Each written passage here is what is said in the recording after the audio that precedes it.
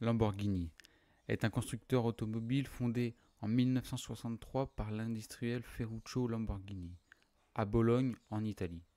Tout d'abord, l'entreprise italienne aura comme spécialité la construction de tracteurs agricoles, comme on voit sur ces images. Ayant fait fortune en à peine 10 ans, Ferruccio Lamborghini décide donc de se mettre à sa passion qui n'est autre que les belles voitures.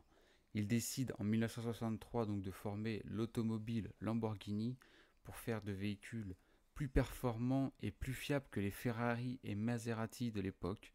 Et il va donc se spécialiser donc dans la production de voitures prestige. Et en 1963 sort la première Lamborghini 350 GT présentée au salon de Turin à l'époque. Alors c'est un véhicule qui se vendra à 120 exemplaires et dont la production se terminera seulement 2 ans plus tard, en 1966. Ça a été une voiture qui n'a pas beaucoup plu à l'époque, mais c'était la première voiture donc du constructeur italien de prestige. Par la suite, en 1969, Lamborghini décidera de sortir l'Espada. Elle sera propulsée par une évolution du moteur V12 et développant ainsi 325 chevaux. Donc l'Espada, ce sera un énorme succès commercial pour la marque, ce sera le plus grand à cette époque-là, puisqu'ils vont produire 1217 exemplaires du véhicule et elle sera produite pendant 10 années.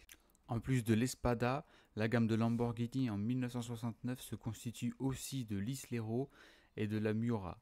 Malgré ses succès au début des années 70, Lamborghini subira de gros problèmes financiers qui obligera Ferruccio Lamborghini à vendre son entreprise, qui changera de nombreuses fois de propriétaire dans ces années-là.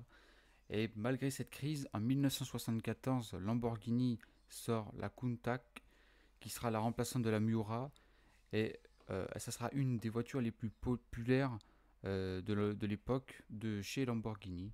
Pour ce qui est du logo, alors on peut voir que ça représente un taureau qui est le signe astrologique de Ferruccio Lamborghini. Par la suite, du coup, dans son histoire, comme on l'a déjà dit, Lamborghini aura beaucoup de problèmes financiers.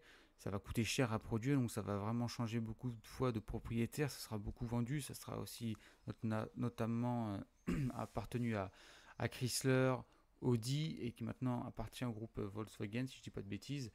Et plus récemment, voilà, on peut voir aussi les véhicules qui ont été produits ces dernières années, comme la Lamborghini Huracan, la Lamborghini Aventador, et plus récemment la Lamborghini Urus, le premier SUV de la marque italienne. Donc ça a vraiment changé de ce que faisait Lamborghini dans son histoire. Et puis c'est aussi la mode aujourd'hui dans toutes les marques de faire des SUV. On en voit dans toutes les marques, même que ce soit sportive ou non. Donc voilà. Aujourd'hui, Lamborghini reste toujours la marque prestigieuse que ça a été, puisqu'on peut le voir aussi dans la rue, on ne croise pas tous les jours des Lamborghini, et aussi quand on voit le prix d'une Lamborghini, ça reste toujours aussi prestigieux. Donc voilà, merci d'avoir suivi cette courte vidéo sur l'histoire de Lamborghini. N'hésitez pas à vous abonner et on se dit à la prochaine. Ciao.